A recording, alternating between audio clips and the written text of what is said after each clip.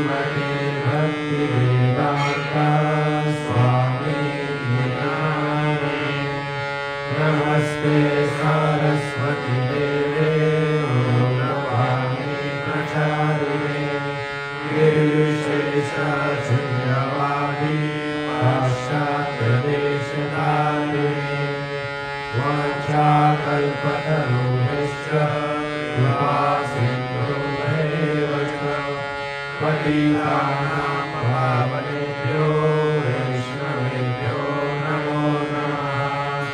हे कृष्णा करुणा सिन्धु दीनबन्धो जगत्पते गोपेश गोपिकान्त राधाकान्त नमोऽस्तुते। तप्तकाञ्चन गौराङ्गे राधे वृन्दावनेश्वरी वृषभानुसुते देवी नमामि हरिप्रिये। जय श्री कृष्ण चैतन्य प्रभु नित्यानंद श्री अद्वैत गदाधर श्रीवासादि गौर भक्तवृंद।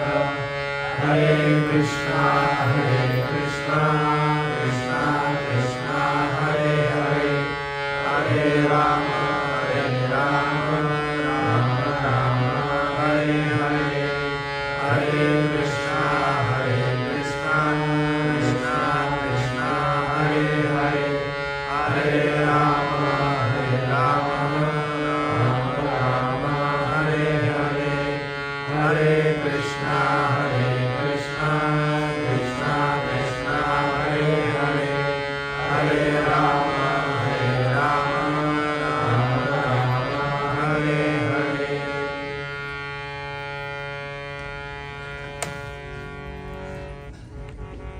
हरे कृष्णा।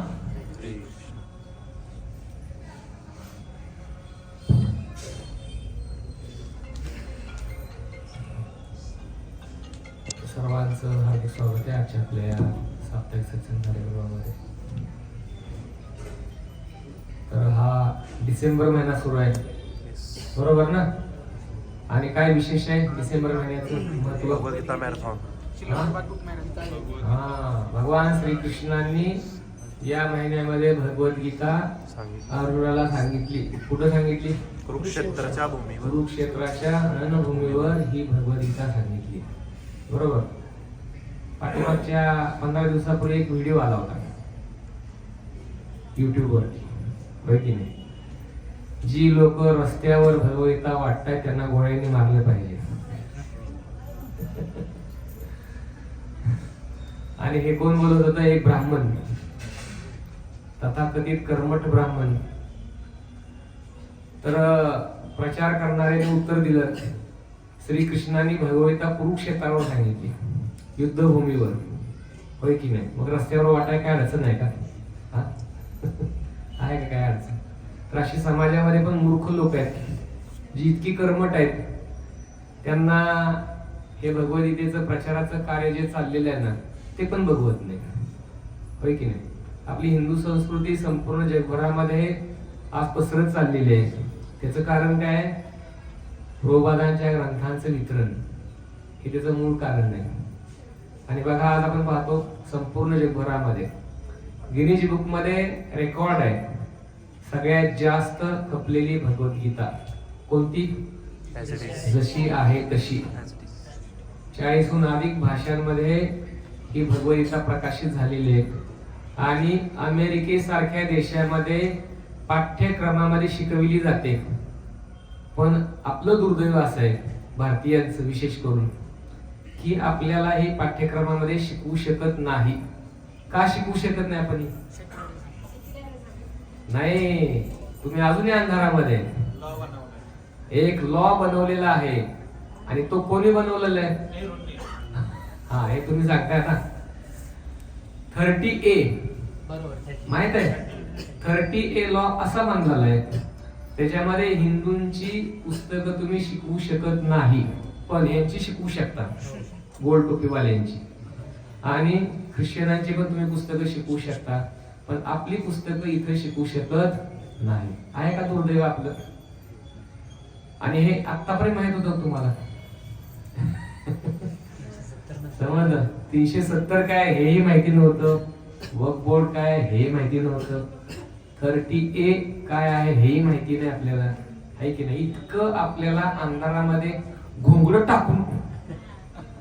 टाकून असं झोपवलेलं आहे. वर्ण पद्या मारा मिळतोय तरी पण सुधरत नाहीत आपली माणसं. तरी आपलं दुर्दैव आहे, दुर्दैव. तर अमेरिकेमध्ये हे शिकवलं जातं, पण आपल्याला आपण शिकवू शकत नाही. जर तुम्ही शिकवायला लागला तर तुमच्यावर केस होऊ शकते, कोर्टामध्ये केस उभी राहू शकते तुमच्या विरुद्ध. तर आता हा नियम पण मोडीत काढला जाणार आहे लवकरच, पण हे तुमच्या हातात आहे, तुमच्या हातात आहे सर्व काही, आहे की नाही? जसं महाराष्ट्राच्या विधानसभेमध्ये महाराष्ट्रीयन लोकांनी क्रांती केली, ही क्रांती खरं तर लोकसभेला व्हायला पाहिजे होती, पण चुकून महाराष्ट्राच्या ह्याच्यात झाली. काय कसं आता तरी जागे झाले, पण तोपर्यंत झोपणार आपली माणसं, आहे की नाही? लोकसभेचा येतोपर्यंत.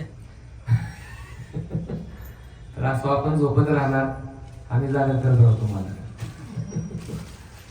तर भगवद्गीता ही पाठ्यक्रमामध्ये शिकवली गेली पाहिजे असं वाटतंय का तुम्हाला सर्वांना?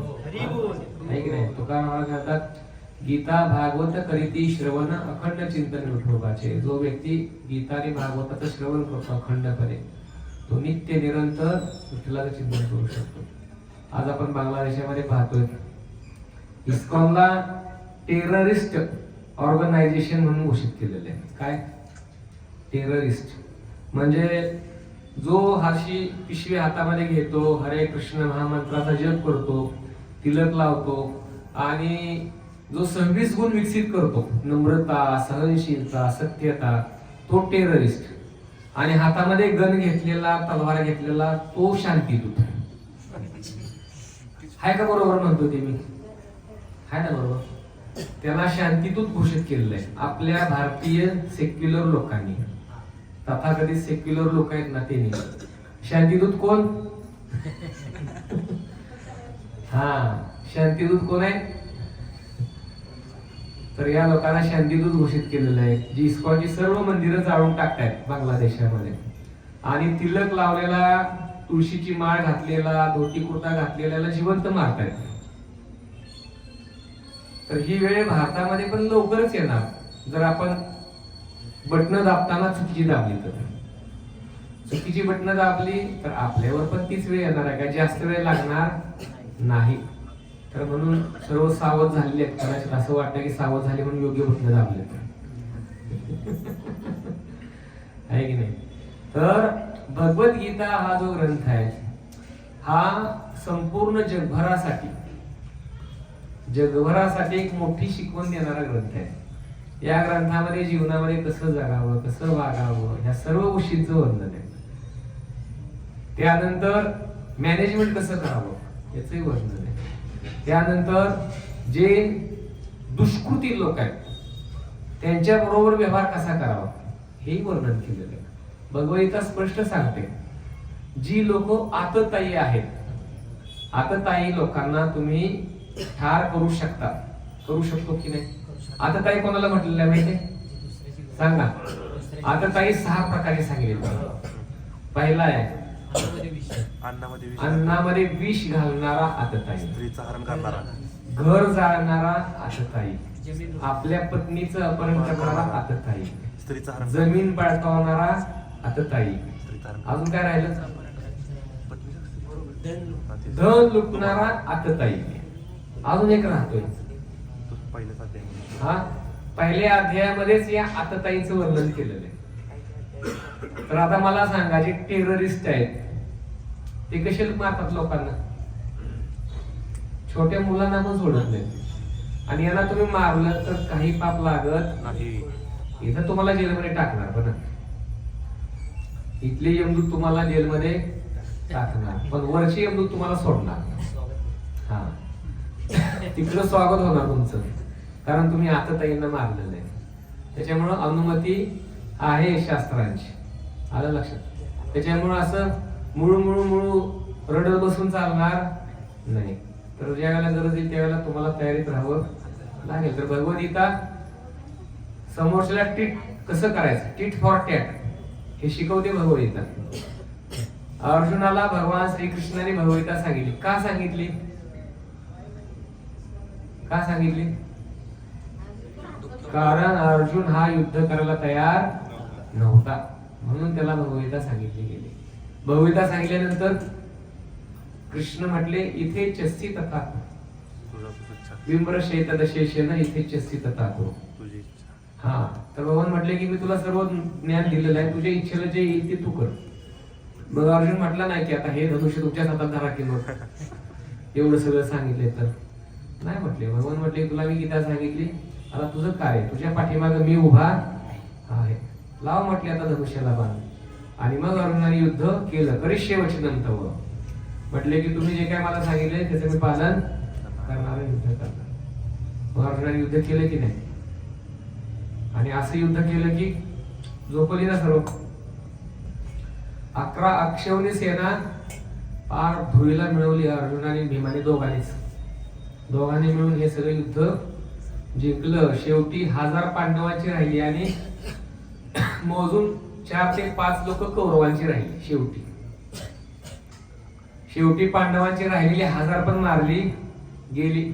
फक्त 5 पांडव राहिले आणि कौरवांच्या बाजूला कृपाचार्य, कृतवर्मा, अश्वत्थामा 3 राहिले. तिकडं 3 आणि इकडं 5 आणि 1 7. भगवंताने त्यांचा पाच सारखा 7 पैकी राहिला, कृष्ण राहिले, असे एकूण 7 राहिले पांडवांच्या बाजूला. तिकडे 3च राहिले फक्त. 7 आणि 3 9 10. टोटल 10 लोक राहिले बघा. मोज. 18 अक्षौणी सेनेमधली केवळ 10च लोक राहिली. मग भगवद्गीता तुम्हाला काय गोंधळायला शिकवते का? ह्या कालात मारली की ह्या बी कालात मारा, ही शिकवते का भगवद्गीता? ही गांधीवादी तत्वज्ञान भगवद्गीता नाही शिकवत. काय ही गांधीवादी फिलॉसॉफी नाही भगवद्गीतेमध्ये दिलेली. इकडे मारा मग इकडे बी मारा आणि पुन्हा पाटाने बी मारा, पुन्हा लात बी घाला कपाळात. वारे भले ऐक नाही. तर गांधीवादी फिलॉसॉफी भगवद्गीता शिकवत नाही. ढाल तलवार घ्या हातामध्ये. छत्रपती शिवाजी महाराजांनी रामायण महाभारत ऐकूनच हातामध्ये ढाल तलवार घेतली आहे की नाही, आणि स्वराज्याची स्थापना केली. आपल्याला काय ढाल तलवार घ्यायचे का? आता नाही घ्यायची नाही. वेळ आली तर तुम्हाला घ्यावी लागेल. पण आता तुम्हाला काय घ्यायचं? पुढे गेली बघू. आता हातामध्ये ही ढाल घ्यायची तुम्हाला, ही ढाल आणि ही तलवार. आणि माझ्या माहितीप्रमाणे या महिन्यामध्ये मी न सांगताच माझ्या माहितीप्रमाणे 150-200 गीता, 150 पर्यंत गेले. 150 भगवद्गीता तुम्ही सर्वांनी वितरित केले. तर सर्वांचं एकदा अभिनंदन करूया. 3 वेळा हरिबोल म्हणून. तर मला आश्चर्य वाटलं की अरे प्रचारात विसरून गेला, पण आपले नियमितपणे श्रवण करणारे भक्त विसरले नाहीत. तुम्ही मात्र ते मनावच घेतलं चांगलंच. मला आनंद वाटलं ते व्हॉट्सअपवरची न्यूज बघून. कधी 60 गीता, कधी 30 गीता, कधी 1 बॉक्स, कधी 2 बॉक्स, असं खूप चांगलं केले. तर अतिशय आनंदाची गोष्ट आहे की चांगलं ग्रंथ वितरण तुम्ही केलेलं आहे. तर प्रभुपाद म्हणायचे की if you want to please me, please distribute my books. आता प्रभुपादांचे असे बरेच प्रसिद्ध वाक्य. If you want to please me, please cooperate each other, अशी वाक्य आहे. If you want to please me, please distribute my books. तर अशी बरीच वाक्य आहेत. पण त्याच्यामध्ये पुस्तक वितरणाचं खूप मोठं महत्व प्रभुपादांनी सांगितलेलं आहे. ते म्हटले की बुक्स आर द बेसिस. म्हणजे काय? तर ग्रंथ जे आहेत ना हे आपल्या संस्थेचं फाउंडेशन आहे. फाउंडेशन समजलं?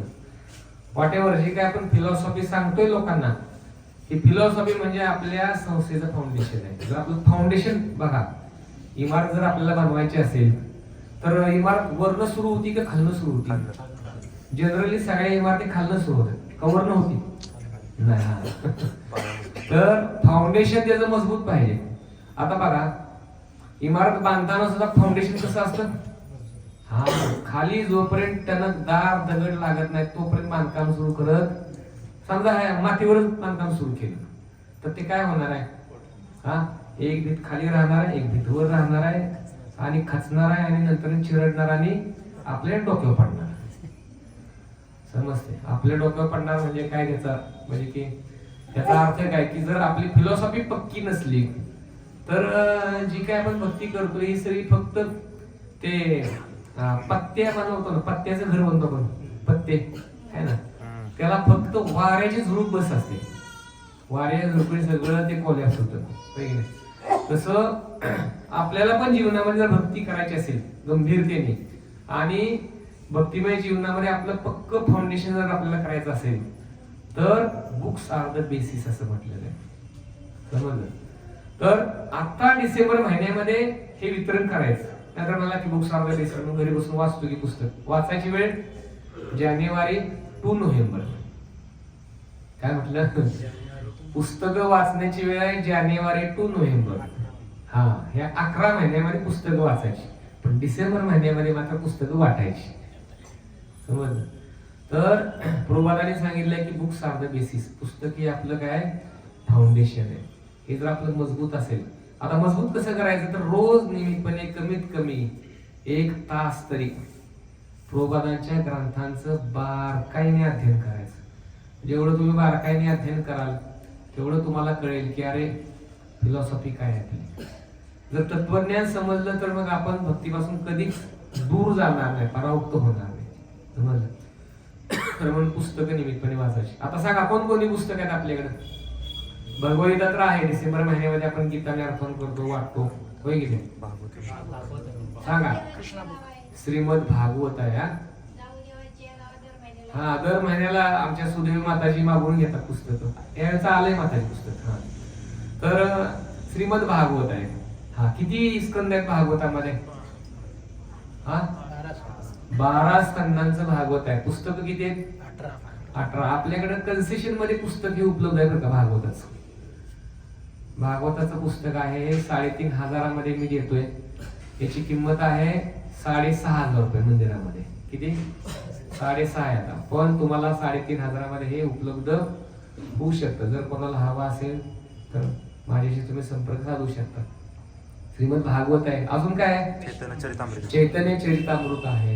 अजून काय आहे? हा, कृष्णा पुस्तक आहे. भगवान श्रीकृष्णाच्या सगळ्या लीलांचं वर्णन त्याच्यात केलेलं आहे. अजून हा, भक्ती रसामृत सिंधू. भक्ती रसामृत सिंधू हा ग्रंथ आपण भक्तीमध्ये कशी प्रगती करत चाललेलो आहे त्याचं वर्णन करणारा हा ग्रंथ आहे. तर हा खूप महत्वाचा ग्रंथ आहे. प्रत्येक भक्तांनी हा ग्रंथ वाचला पाहिजे. एकेकाळी मी तो सुरू केलेला होता, पण समोरचा क्राऊड बघून मला तो नंतर बंद करावा लागला. म्हणजे की तो ग्रंथ ऐकण्यासाठी पण त्या प्रकारचं क्वालिफिकेशन असणं गरजेचं आहे. बघू आपण भविष्यामध्ये सुरू करू. आता भगवत आपण सुरू केली पण ती पुढे जायला झाली आपली. ब्रेक लागलेला आहे बऱ्याच दिवसापासून. तर भक्ती रसायन सिंधू आहे. अजून काय? उपदेशामृत आहे. अजून ईशोपनिषद आहे की नाही?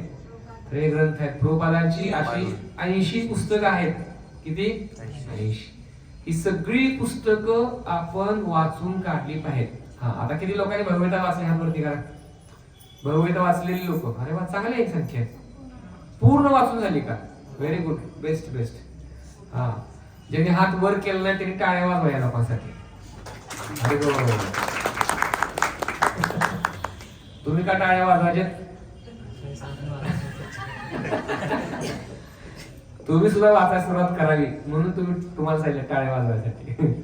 हा, आता भागवत किती लोकांच्याकडे आहे घरी? आहे किती लोकांच्याकडे घरी आहे भागवत? 18 स्कंदांचं एवढं मोठं बॉक्स आहे त्याचं. हा, बऱ्यापैकी आहे. ज्यांच्याकडे नाही त्यांनी माझ्याकडून घेऊ शकता. तर भगवद्गीता म्हणजे काय?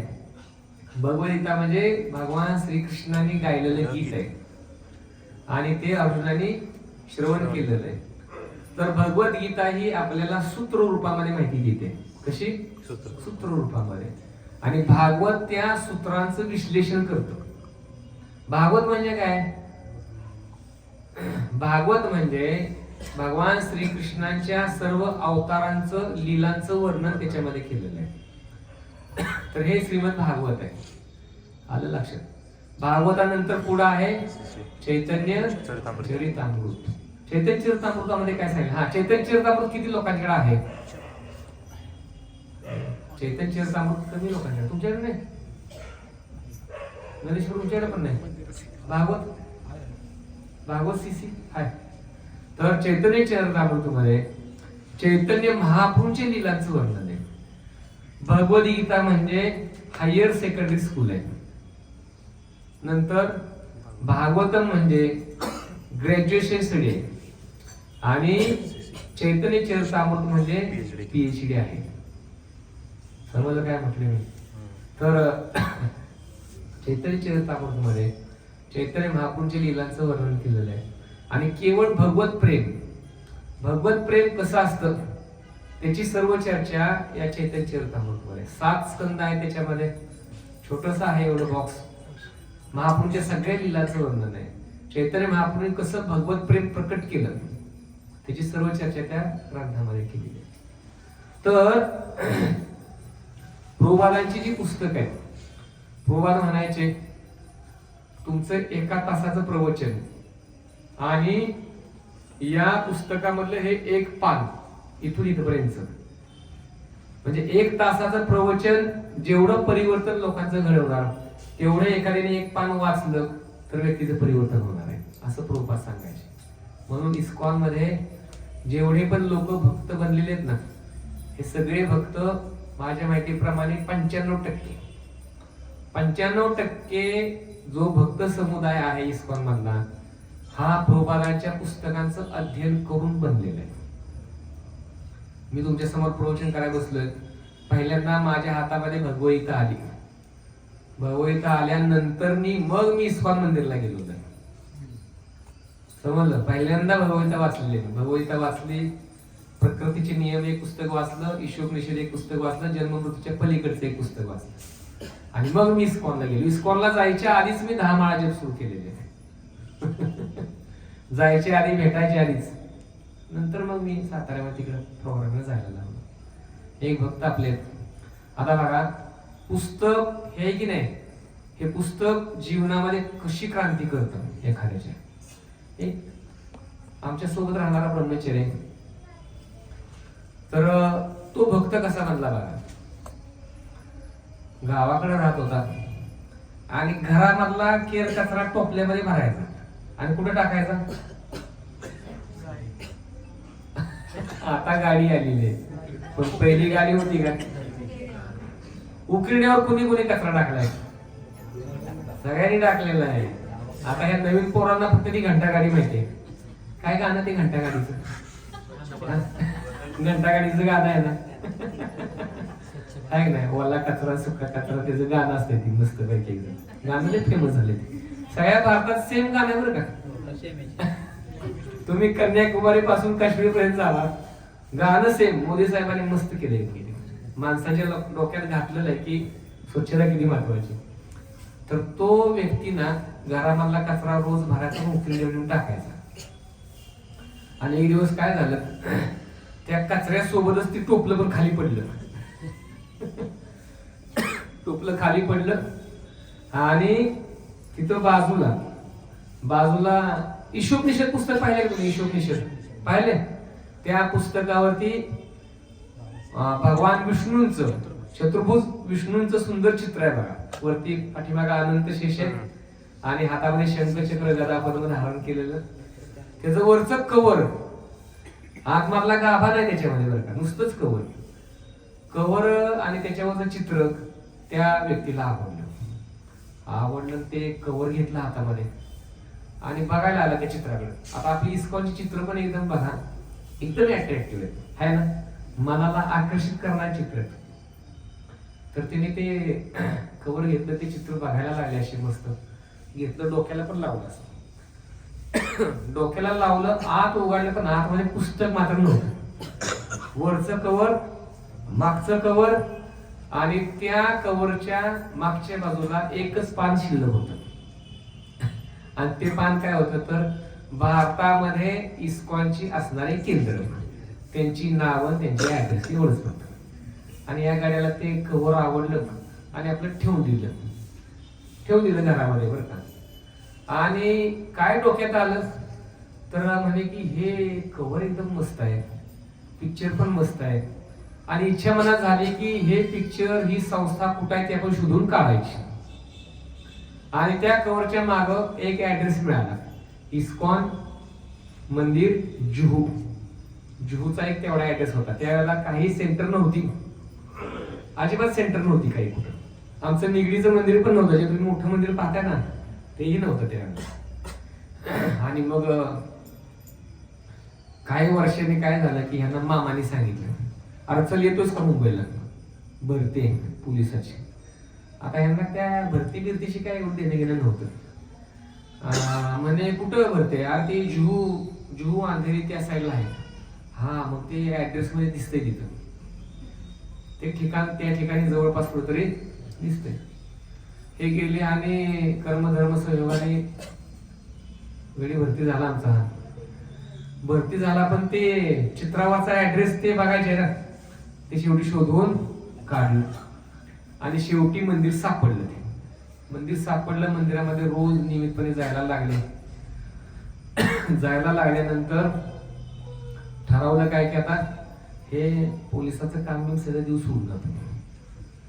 आणि झाले इकडे जॉईन झाले.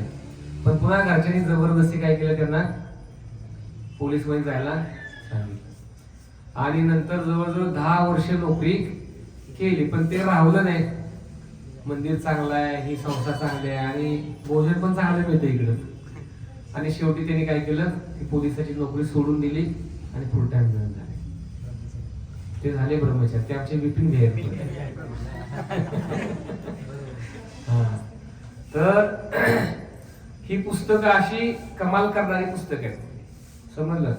तर प्रभुपाद सांगतात की तुम्ही फक्त ही पुस्तकं वितरण करा, बस पुढचं काम मी बघून घेतो सगळं. आपल्याला काय करायचे, पिशवीमध्ये पुस्तकं भरायची आणि बाहेर जायचं. आणि जस्ट फक्त तुम्ही दाखवत चला, लोक सहज पुस्तकं घेतात. आमचा अनुभव आहे, आम्ही ज्यावेळेला जॉईन झालो होतो त्यावेळेला आम्ही बॅग मध्ये पुस्तकं घेऊन जायचो ट्रेन मध्ये वितरित करायला. आणि 1-2-3 तासामध्ये सगळी पुस्तकं संपून आम्ही यायचो आश्रमात. पण नंतर आमच्याकडे जबाबदारी अशी आली की आता ती छोटी बॅग नाही वितरण करायची, मोठी बस. आमची बस कोणी पाहिली गणेशपूर तुम्ही पाहिली असली की सॅफ्रॉन झाली बस, मोठी बस. जवळजवळ ही या पॅसेंजर मध्ये बसली एवढी बस होती. आम्ही ड्रायव्हिंग करायचो, ती अख्खी बस गच्च भरायचो आम्ही, गच्च. आणि गच्च भरून महिनाभर ती गाडी आम्ही फिरवायचो सगळ्या महाराष्ट्रामध्ये. आणि आश्रमात जाताना रिकामी करायचो, रिकामी. वाटते का आश्चर्य तुम्हाला? काय आम्हाला आश्चर्य वाटते ती पुस्तक कशी संपत होती. पण आमच्याकडं थोड्या स्किल होती. वरती आम्ही भोंगा लावलेला असायचा, पेन ड्राईव्ह मध्ये सगळं रेकॉर्डिंग केलेलं असायचं. आणि वेगवेगळे म्युझिक लावून आम्ही गावात गाडी एंट्री केली की आम्ही ते रेकॉर्डिंग लावायचो. पहिली तुतारी वाजायची, तुतारी मध्ये ती शिक्का मारायची नाही बरं का, ती अजिबात ध्यानात ठेवणार. तर ती शिंग आम्ही वाजवायचो गावात शिरले बरोबर. आणि जे शिंग वाजले की लोक टक्कामक्का गाडीकडे बघायची, मग रेकॉर्डिंग सुरू व्हायचं. आणि मग गावात चौकात गाडी लावल्यानंतर सगळी लोक गावातली गाडीत यायची आणि पटापट पुस्तकं घ्यायची. अशी पुस्तकं संपायची आमची. एकदा आम्ही एका गावामध्ये रात्री 10 वाजेपर्यंत पुस्तक वितरित केले. किती? 10 वाजेपर्यंत. प्रत्येक दिवसाला आमची जवळजवळ 10-12 हजार रुपयाची पुस्तकं जायची. महिन्याभरामध्ये 7-8 लाखाची पुस्तकं जायची. किती? 7-8 लाखाची पुस्तकं जायची. एकदा आम्ही 10-10:30 वाजेपर्यंत एका गावामध्ये पुस्तक वितरण केलं आणि गाडी काढली. गाडी काढली आणि आम्ही आमच्या राहायच्या ठिकाणी चाललो होतो. गाडी चालवायला मी होतो आणि गाडी अंधारामधून चाललेली होती आणि पाठीमागून एक 2 व्हीलर वाला आला. अप्पर डिपर देत आला. अरे बापरे म्हटलं आता काय. आला ना गाडी अशी हॉर्न देत मला वाटलं की काहीतरी गडबड झाली असेल. हा बहुतेक आपल्याला आडवी गाडी घालली इथं आणि काहीतरी होईल म्हटलं पुढं. तो ओव्हरटेक करून गाडीच्या पुढं गेला. गाडी आडवी लावली आणि थांबवली गाडी. म्हटलं आता काय हाणामारी वगैरे काय होती की काय म्हटलं. गाडी त्याने थांबवली आणि आला दरवाजाजवळ, वाजवला दरवाजा. महाराज दरवाजा उघडा. मी म्हटलं ह्याला काय टचबीची गाडी तर झाली नाही ना. आला आणि म्हटला महाराज अहो काय मागणे एवढा मी अप्पर डिपर मारतो, तुम्ही थांबवलंच गाडी. थांबवणार म्हटलं आता अंधारात गाडी कुठं थांबायची बाबा, तू मस्त देतोय अप्पर डिपर. अहो म्हटला पुस्तक पाहिजे गाडीची तुमच्या. मग आमचा जीवात जीव आला थोडा, म्हणलं आता मार मिळणार नाही म्हटलं. तर तो आला आणि त्यांनी एवढं बॉक्स भरून सगळी पुस्तकं घेतली गाडीमध्ये जेवढी पण होती आमच्याकडे. तर असे बरेच अनुभव आम्हाला आलेले आहेत. खूप अनुभव, खूप म्हणजे खूप अनुभव. एकदा आम्ही मंचर मध्ये स्टॉल लावला होता, गाडी मंचर मध्ये लावला होता स्टॉल. आणि आम्ही स्टॉलवर बसलो होतो आणि एक व्यक्ती आला. आणि तो व्यक्ती कसा होता, तर तो व्यक्ती एकदम फुल टाईट होता. टाईट व्यक्ती माहिती आहे ना, त्याला रस्ता पण नीट दिसत नव्हता आणि चालायला पण नीट रस्त्यावर येत नव्हतं. आला स्टॉल वरती आणि म्हटला की महाराज पुस्तकं दाखवा. म्हणलं आता हा घेणार नाही घेणार, आणि ड्रिंक केलेल्या माणसाचं काय खरं असतंय का. आणि पुस्तकं दाखवली. म्हणला सगळी पुस्तकं काढा. म्हणजे घेते का नाही म्हणलं काय माहिती. आणि सगळी पुस्तकं काढायला लावली. सगळी काढली पुस्तकं आणि म्हटला आता तुम्हाला माहितीच आहे म्हणला मी हात नाही लावू शकत पुस्तकाला तुमची. म्हणलं काय झालं, आता तुम्हाला दिसतेच की म्हणला. मला रस्ता नीट दिसणं झालाय पुढं. म्हटला सगळी पुस्तकं ती बॉक्सामध्ये पॅक करा आणि सगळं बिल मला सांगा. अरे म्हणलं कस्टमर चांगले मिळाले म्हटले. सगळी पुस्तकं काढून बॉक्स मध्ये गच्च भरली. म्हटलं पैसे देऊ नाही काय माहिती, पण सगळी बॉक्स मध्ये पुस्तकं भरली. आणि म्हटलं कोण वाचणार. अहो म्हणला बायको माळकरी आहे, तिला न्यावं लागतंय. आणि पोरं मी वाचतेली. तुम्ही नाही, तुम्ही बघताच ना माझा आता कसं आहे. तर म्हटला की कमीत कमी बायको तरी आमची सुसंस्कृत बनल आणि पोरं पण आमची सुसंस्कृत बनतील. मी असाच दारू पित असतो म्हटला रोज. त्याच्यामुळे म्हणला की द्या म्हणला पॅक करून सगळी. दिल्यानंतर मी आम्हाला काय खरं वाटत नव्हतं हे घेते की नाही, कारण पैसे आहेत कारण दारू कुठले पैसे. पण सगळी पुस्तकं गाडीवर मागं दोरींनी बांधली. बॉक्स बांधून झाल्यानंतर पण आम्हाला खरं वाटत नव्हतं की पैसे देते की नाही. पण नंतर खिशातनं 500च्या नोटा काढल्या. करा करा करा करा म्हणून म्हटलं महाराज किती झाले सांगा. आणि मग अमाऊंट सांगितली, सगळे पैसे दिले. तर आम्ही पुस्तक वितरण करायचो त्यावेळेला आम्हाला एक साक्षात्कार काय झाला माहितीये. साक्षात्कार हा झाला की प्रभुपाद नेहमी सांगायचे my books are not dead books, they are live books. म्हणजे काय, तर प्रभुपाद म्हणायचे की माझी पुस्तकं जी आहेत ना ही कथा कादंबरीसारखी नाहीत आणि ती मृत पुस्तकं नाहीत. मृत पुस्तकं ही पुस्तकं आहेत ना, ही जिवंत पुस्तक आहे. जिवंतचा अर्थ समजतो ना, ही पुस्तकं जिवंत आहेत. लाईव्ह म्हणजे जिवंत पुस्तक आहेत. कशी जिवंत आहेत, आता तुम्ही मागच्या वेळेला एक व्हिडिओ बघितला असेल बघा, पावसाच्या पाण्यात एक गीता वाहून आली, फेमस झाला आहे की नाही. बघितलं तो व्हिडिओ हा आला का परत शेअर करा लोकांना, लोक जागी होती. अजून नाही ग्रुपवर टाकून द्या, मग आज लगेच टाका ग्रुपवर, पण प्रवचन नंतर बघा, आता मध्ये चालू करू. तर एका वारकऱ्याच्या घरामध्ये ही भगवद्गीता होती. काय भगवद्गीता वारकऱ्याच्या घरामध्ये होती. नदीचं पाणी त्याच्या घरामध्ये घुसलं आणि घरातून ती भगवद्गीता बाहेर वाहत आली. आणि किती वेळ वाहत होती माझ्याकडे, 8 तास ती पाण्यात होती. किती, 8 तास पाण्यामध्ये होती ही अशी भगवद्गीता. तिचं एक पान सुद्धा ओलं झालं नाही. काय, एक पान सुद्धा. अशा अनेक घटना आहेत. काही ठिकाणी अशा घटना आहेत अख्खं घर जळून राग झाली त्या घराची, पण भगवद्गीतेला स्पर्श पण झाला नाही अग्नीचा. म्हणजे भगवंत काही ठिकाणी असा चमत्कार दाखवतात की हे पुस्तक साधारण पुस्तक नाही. एके ठिकाणी बघा, आता फॉरेन मधला हा प्रसंग आहे. एका माणसाने त्याच्याकडे हे पुस्तक जड होते म्हणून त्यांनी काय करावं, डस्टबिन मध्ये टाकून दिलं होतं. काय, डस्टबिन मध्ये टाकून दिलं होतं पुस्तक. आणि डस्टबिन मध्ये टाकल्यानंतर एक कचरा शोधणारा व्यक्ती आपला त्या डस्टबिन कडे गेला आणि त्यांनी बघितलं ते पुस्तक. ते पुस्तक हाताला लागलं, त्यांनी ते पुस्तक घेतलं. पुस्तक घेतल्यानंतर त्यांनी पुस्तक वाचलं. पुस्तक वाचल्यानंतर तो कचरा गोळा करणारा व्यक्ती पुस्तक वाचून त्याचं जीवन परिवर्तन झालं आणि भविष्यामधला तो मोठा करोडपती व्यक्ती झाला. ऐकलाय तुम्ही हा प्रसंग? हा, त्याला भगवद्गीतेवर लिहिलेला हरे कृष्ण महामंत्र सुद्धा सांगता येत नव्हता व्यवस्थित. हिंदी भगवद्गीता घेतली, त्यांनी हरे कृष्ण महामंत्र जप सुरू केला आणि नंतर त्याला कळलं की ह्याचं उच्चारण कसं आहे. तो व्यक्ती खूप मोठा बनला नंतर भविष्यामध्ये. तर अशी ही पुस्तकं आहेत जी लोकांच्या जीवनामध्ये क्रांती घडवणार आहेत. एकदा भगवद्गीतेचा स्टॉल शनिवार वाड्यासमोर लागला होता पुण्यामध्ये. शनिवार वाडा माहिती आहे सर्वांना? शनिवार वाड्यासमोर लागलेला होता आणि आपले भक्त त्या ठिकाणी पुस्तक वितरण करत होते. आणि संध्याकाळची वेळ झाली आणि एक व्यक्ती त्या ठिकाणी आला. ते स्टॉल बघितला आणि स्टॉल बघून तो पुढं निघाला. पुढं निघाल्यानंतर एक 100-200 मीटर अंतरावरून पुन्हा माघारी आला आणि भक्तांना म्हटला की ते पुस्तक द्या, भगवद्गीता तुमच्याकडे आहे ना, ती द्या म्हणे. किती रुपयाला? तर ते त्यावेळेला 100 रुपयाला होते.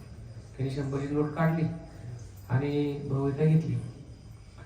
भगवद्गीता घेतल्यानंतर घरी गेल्यानंतर भगवद्गीता अख्ख्या रात्रीमध्ये पूर्ण वाचून काढली. पूर्ण वाचून काढली. बघा, ज्याला ती तळमळ असते की नाही त्याला ते पुस्तक कसं मार्गदर्शन करतं बघा. अख्ख्या रात्री पुस्तक वाचून काढणं सगळं. दुसऱ्या दिवशी परत शनिवार वाड्यावर हजर तिथं. भक्तांना वाटलं की बहुतेक माघार द्यायला आला वाटतं माणसाला, कारण पुस्तक हे वाचून पहिली गोष्ट काय कळत नाही. भक्तांना वाटलं की हा माघार द्यायला आलेला आहे. भक्त म्हटले काय झालं, काय माघार द्यायला आला काय? नाही म्हटलं, माघार द्यायला आलो नाही. म्हटला हे पुस्तक मी जर काल तुमच्याकडून घेतलं नसतं तर आज माझा अंतिम संस्कार होणार होता. तर म्हटला समोरच्या पुलावरनं खाली उडी टाकून मी आत्महत्या करायला चाललो होतो, कारण मी इतका डिप्रेशन मध्ये होतो. काल जाता माझ्या डोक्यात असं आलं की मरायच्या आधी भगवद्गीता वाचावी. असं लोक म्हणतात ना की मरायच्या आधी जरा काहीतरी म्हणजे देवा धर्माचं काहीतरी करावं थोडंसं मग मरावं. असा मी आपला संकल्प करून माघारी आलो. म्हटला की भगवद्गीता वाचू आणि मग नंतर हायच की रामनाम सत्य. म्हटला पुस्तक घेतलं, अख्ख्या रात्री पूर्णपणे वाचून काढलेलं आहे. आणि हे पुस्तक वाचल्यानंतर माझ्या मनामधून आत्महत्या करण्याचा विचार निघून गेलेला आहे.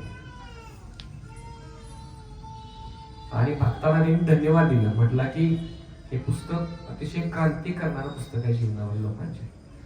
आणि हे पुस्तक असं आहे, इस्कॉन मध्ये जवळजवळ 95% ते 97% लोक ही प्रभुपादांची पुस्तकं वाचून कृष्ण भक्तीमध्ये आलेले आहेत.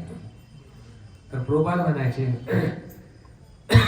या पुस्तकामध्ये जे काही लिहिलेलं आहे, जो काही मॅटर आहे, हे काय आहे तर केवळ आणि केवळ भगवत प्रेम आहे. म्हटले प्रभुपाद जे काय मॅटर आहे ना, प्रभुपाद म्हणायचे की दिस इज माय पर्सनल एक्सटेसी. तर प्रभुपाद भावविभोर होऊन ही पुस्तकं लिहित होते. आणि जो कोणी वाचल ही पुस्तकं ते त्याच्या जीवनामध्ये निश्चितपणे बदल घडवणार. आणि घडलाय का बदल आपल्या जीवनामध्ये? आपण सर्वजण या ठिकाणी 10-12 किती वर्ष झाली आपल्याला इथं? 13 वर्ष झाली. जीवनामध्ये बदल घडलाय की नाही? क्रांतिकारी बदल घडवणारी ही पुस्तकं आहेत. केवळ भगवद्गीताच नाही, प्रभुपादांनी जेवढी पण पुस्तकं लिहिली ती सगळी पुस्तकं माणसाच्या जीवनामध्ये क्रांती घडवणारी पुस्तकं आहेत. तर म्हणून ही पुस्तकं नियमितपणे आपण वाचली पाहिजे, पण डिसेंबर महिन्यामध्ये नाही. आलं लक्षात? तर आता या महिन्यामध्ये आपण प्रत्येकाने काय करायचंय, भगवद्गीता आपल्या सोबत घेऊन जायच्या आहेत आणि त्या वितरण करायच्या आहेत. तर साताऱ्यामध्ये जवळजवळ 1000 भगवद्गीता लोकांनी वितरित केलेले आहेत. आणि तुम्ही काही कमी नाही केले, जवळजवळ 150 भगवद्गीता इथेही आपण वितरित केलेल्या. आणि वैयक्तिक पण प्रत्येकाच्या काही असतील वेगवेगळ्या. तर आपण डिसेंबर 1 जानेवारीला आपण आपला स्कोर डिक्लेअर करूया. प्रत्येकाने सांगायचं की माझ्याकडून एवढ्या झाल्या. ठीक आहे? तर आता एक मी थोडीशी सोपी आयडिया सांगणार आहे वितरण करण्याची. सोपी आयडिया कशी आहे बघा. आता प्रत्येकाने तर वितरित करायचेच पुस्तक आहे, पण काही लोकांना जरा हे अवघड जातं. अरे काय आपल्याला माहिती नाही काय त्याच्यामध्ये सांगायचं कसं काय करायचं कसं आहे. आता मला सांगा तुम्ही एका वर्षामध्ये कमीत कमी 5 लग्न, 5 वाढदिवस, 5 वास्तुशांती किती लोक करतात? हात वरती करा. कमीत कमी 5 कार्यक्रमाला जातो का आपण? हात जाणारे हात वरती करा, न जाणारे इकडे उभं राहा वरती समोर. करा हात वरती. जातात सगळे जातात. 5 लग्न मिनिमम, 5 लग्न, 5 वाढदिवस, सगळे मिळून 5 तरी. का 1 वाढदिवस, 1 लग्न, 1 वास्तुशांती आणि 2 इकडे तिकडचे कार्यक्रम होतातच की, आहे की नाही? कोणाच्या 12व्याला जात असाल तुम्ही, कोणाच्या 13व्याला जात असाल, कोणाच्या वर्षश्राद्धाला जात असाल, जाता की नाही? का पार तुम्ही कामात नाही गेलं नाही का? मग तसं असलं ना आमच्या बरोबर चला, कारण आम्ही जात नाही कुठेच. अरे आम्ही भगवी कपडे घातलेले लोक सुद्धा कमीत कमी 4-5 लग्नाला जावं लागतंय आम्हाला. बळ लग्नाला, वाढदिवसाला, वास्तुशांतीला, वर्षश्राद्धाला वर्षातले आमचे 10-15 होतात. तुमचं तर काय गृहस्थ लोक, तुमचं तर किती व्हायला पाहिजे सांगा आता तरी. असं कोण आहे का की प्रभूजी मी एका सुद्धा कार्यक्रमाला जातात त्याने हात वरती करा? आता लाजली वाटत सगळेच. म्हणजे सगळेजण कमीत कमी 5 कार्यक्रम तरी करताय ना? करताय का नाही? आहे की नाही? तर बघा तुम्हाला हे दुकानामध्ये जाऊन कुठं रस्त्यावर जाऊन विकणं अवघड जातात, आहे की नाही? तुम्ही हे गिफ्ट तर देऊ शकता की नाही कमीत कमी? सगळ्यात महत्वाचा हात वरती करा की कोण असा व्यक्ती आहे की त्याच्याकडे हे भगवैता नाहीये. हात वरती करा. नसणाऱ्याने हात वरती करा हे पुस्तक. नसेल तर पहिले घरामध्ये घ्या तुमच्या. म्हणजे 1 कॉपी घरामध्ये गेली, राहिले किती? राहिले 4 कॉप्या. 4 कॉप्या तुम्ही लोकांना लग्नामध्ये गिफ्ट देऊ शकता. सगळ्यात मोठं गिफ्ट आहे आणि हे गिफ्ट नरेंद्र मोदी देतात. ज्या ज्या देशामध्ये जातात ना त्या त्या देशामध्ये जाऊन ते सांगतात की याच्यापेक्षा श्रेष्ठ गिफ्ट माझ्याकडे द्यायला नाही. मग तुम्ही आम्ही काय हरकत आहे का द्यायला? मोदी जर वेगवेगळ्या देशांना जाऊन तिथे गिफ्ट देत असेल तर आपण लग्नात, वाढदिवसात का देऊ शकत आहे? वर्षश्राद्धाला, 12व्याला, 13व्याला देणार का नाही? हो देणार. अरे हो. तर ज्याच्याकडे भगवैताही नाहीये त्यांनी 1 कॉपी स्वतःकडे ठेवायचे. राहिल्या किती तुमच्या? आता 4 राहिल्या, हे ना? 4 कॉपी तुम्ही गिफ्ट द्यायच्या आहेत. आलं लक्षात? हे बघा आपण घड्याळ देतो. घड्याळ ऑलरेडी असतं भिताडावं लावलं त्याच्या, पुन्हा आणून तुम्ही नेऊन तिथे टेकवता त्याचं घड्याळ डोक्यावर. त्याने काय मस्तकावं लावायचं घड्याळ? घड्याळ देता ते. घड्याळ दिलं पुन्हा काय अजून? भांडी देतील काय? शोपीस देणार काय? शाल श्रीफळ देणार? त्याच्यापेक्षा भगवतीचा द्या ना, होय की नाही? बेस्ट गिफ्ट आहे भगवतीचा. वॉशिंग मशीन कोणी काय गिफ्ट देत असतात, तर त्याच्यापेक्षा बेस्ट गिफ्ट आहे भगवतीचा. घेणाऱ्याचं कल्याण, देणाऱ्याचं पण कल्याण त्याच्यामध्ये. पण ह्या ज्या वस्तू आहेत आपण देतो, देणाऱ्याचं बी कल्याण त्याच्यामध्ये नाही आणि घेणाऱ्याचं तर अजिबातच नाही काय. त्याच्यामुळे अशा नष्ट होणाऱ्या वस्तू गिफ्ट रूपामध्ये देण्यापेक्षा भगवतीचा काय करा, गिफ्ट रूपामध्ये द्या. देणार बघू हरिबोल म्हणा. म्हणजे आज बऱ्याच भगवतीला जाणार आहेत. आता जाताना प्रत्येकाच्या हातामध्ये कमीत कमी 5 ट्रे दिसल्या पाहिजे. एकामेकाला विचारा बरं का तुम्ही, हे का घेतली नाही, का घेतली नाही, 5 कुठे तुमच्या? विचारला सगळ्यांनी. तर आहे का पण आपल्याला बॉक्स? आता इथं बॉक्स आहे ना? प्रोवी बॉक्स इथं मागं मांडून ठेवा लगेच. तर प्रत्येकाने एकामेकाला विचारायचं की अरे तुमच्या 5 कुठे, तुमच्या 5 कुठे? ठीक आहे. प्रत्येकाने जाताना 5 तरी मिनिमम भगवतीला घ्यायच्या आहेत. आणि त्याच्याशिवाय वेगळं तुम्ही काय करायचं, वितरण तर करतायच. आपले गुरुआश्रय गृह आहेत, अक्षय गृह आहेत, आश्रय गृह आमचे आहेत. बऱ्याच जणांनी इथं हे केलेलं आहे श्रीपाद प्रभूंनी, तर चांगलं वितरण केलेलं आहे. तर ही पण एक स्कीम आहे. ही खरं तर 1 डिसेंबरला सांगायची होती, पण आपलं शेड्यूल इतकं बिझी, म्हणजे माझं तरी होतं. यात्रेनंतर मी पहिल्याच लेक्चर आलो. 3 डिसेंबरला आपली यात्रा आली रिटर्न. हा तर त्याच्यामुळं ही एक पद्धत आहे व्रत वितरण करण्याची. तुम्हाला असं करता येत नसेल तर ही पण एक पद्धत आहे, याद्वारे तुम्ही करू शकता आणि तुम्हाला याचा चांगला लाभ मिळू शकतो. ठीक आहे, अजून काय? तर या ठिकाणी पण थांबूया. हरे कृष्ण. कोणाला काही शंका प्रश्न असतील तर विचारा.